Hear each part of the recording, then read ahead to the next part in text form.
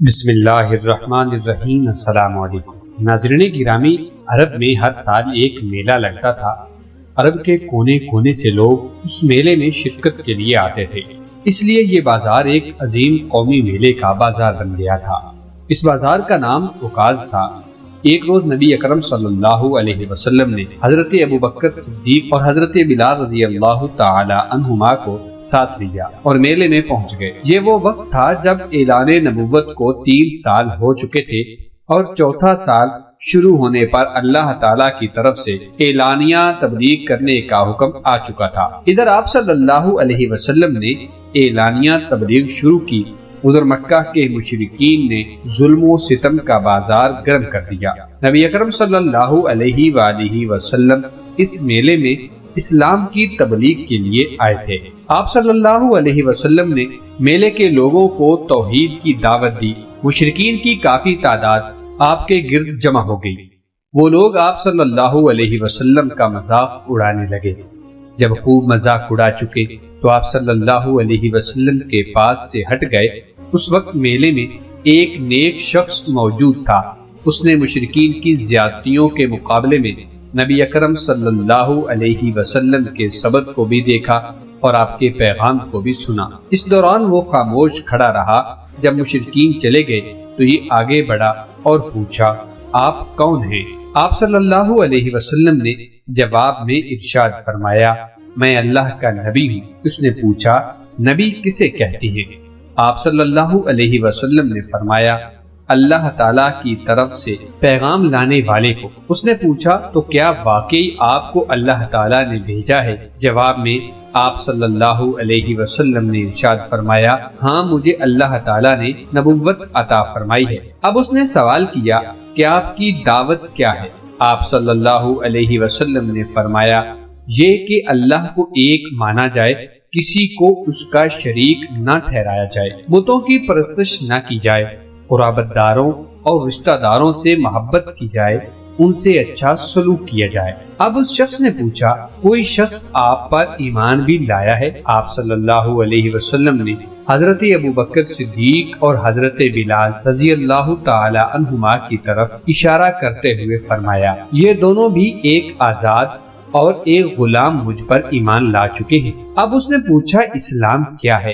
جواب میں آپ صلی اللہ علیہ وسلم نے فرمایا، اللہ تعالیٰ کے راستے میں صبر و رضا کا نام ایمان ہے۔ اس نے پوچھا، اسلام کا اعلیٰ درجہ کیا ہے؟ آپ صلی اللہ علیہ وسلم نے ارشاد فرمایا، دوسروں کو نہ زبان سے برا کہے نہ بدنی تکلیف پہنچائے۔ وہ بولا، ایمان کا اعلیٰ درجہ کیا ہے؟ آپ صلی اللہ علیہ وسلم نے ارشاد فرمایا، کردار کے حسن سے ایمان میں بلندی پیدا ہوتی ہے۔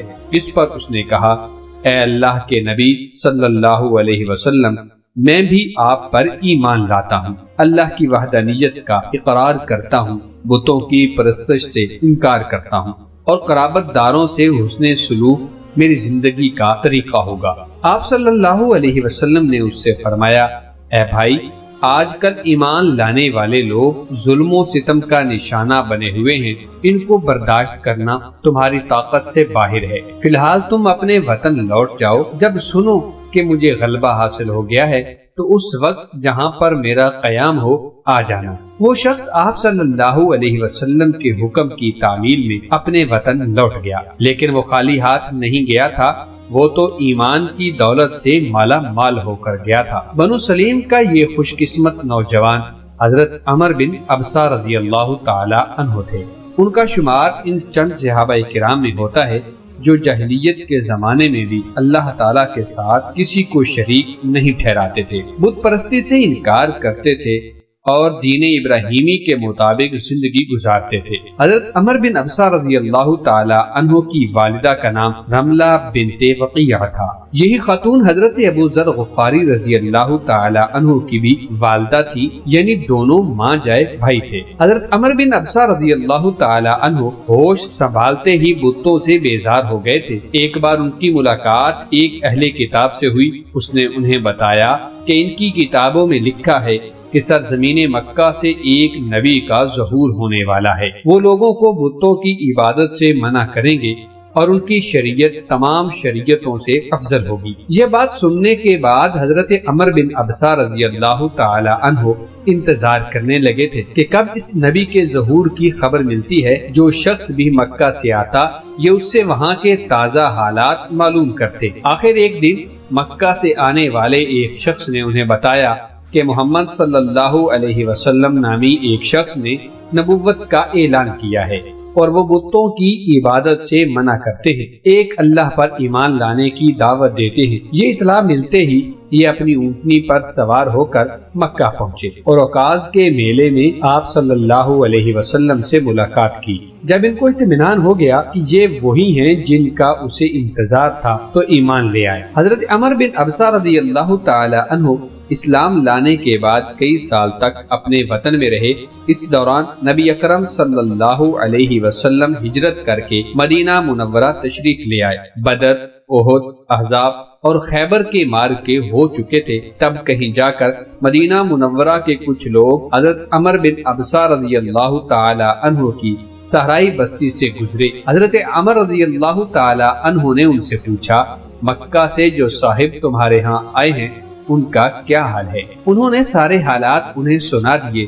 اب تو حضرت عمر بن ابسہ رضی اللہ تعالی عنہ آپ صلی اللہ علیہ وسلم سے ملاقات کے لیے ملنے کے لیے بے چین ہو گئے، اونٹنی پر سوار ہوئے اور مدینہ منورہ پہنچ گئے۔